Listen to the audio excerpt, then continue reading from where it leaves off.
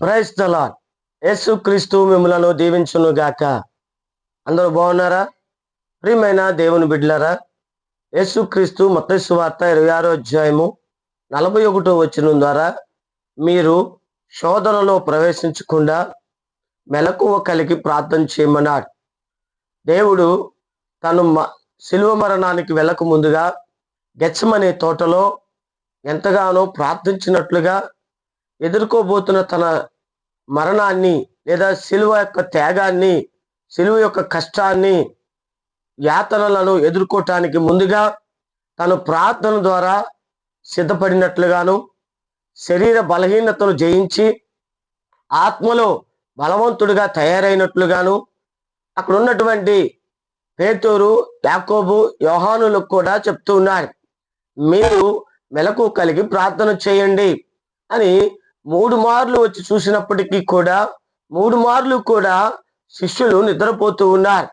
కనుక అక్కడ వారిని ఉద్దేశించి ఒక మాట అన్నారు, ఆత్మ సిద్ధమే కానీ శరీరము బలహీనము.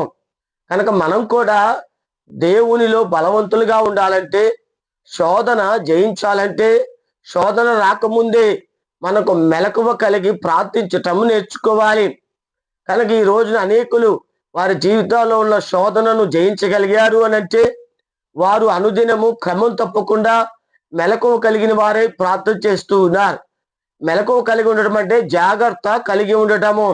నీ జీవితంలోకి రాబోతున్నటువంటి కష్టాన్ని, శ్రమను, ఇబ్బంది, రోగాన్ని జయించాలి అని అంటే మనము శారీరకంగా ఎంత పౌష్టికమైన ఆహారాన్ని తీసుకుంటామో, ఆత్మతో, పరిశుద్ధాత్మతో నింపబడిన వారమై ప్రార్థనతో మన ఆత్మను బలపరుచుకునే వారిగా మనం ఉండాలి. అప్పుడు ఖచ్చితంగా ప్రతి శోధన ప్రతి క్రైస్తవుడు జయించగలడు.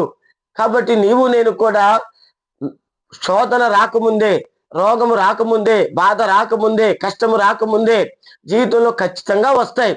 వచ్చినప్పుడు వాటిని ఎదిరించాలి అని అంటే నీలో అనుదినము ప్రార్థన ఉండాలి. ఆ శోధన నీ యొద్ద నుండి తొలగిపోవాలంటే నువ్వు ఖచ్చితంగా ప్రార్థన ఆత్మను కలిగి ఉండాలి. ఆ ప్రార్థన ఆత్మ ఎప్పుడైతే ఉందో నీలో ఆత్మ బలంగా మారుతుంది. ఆ బలమైన ఆత్మ నీకు సహాయము చేస్తుంది, శక్తిని, విశ్వాసాన్ని తీసుకొస్తుంది. కాబట్టి శోధనలో ప్రవేశించకుండా జాగ్రత్త కలిగి మెలకు కలిగి ప్రార్థన చేద్దాం. దేవుడు మనల్ని దీవించును గాక. ఆమేన్.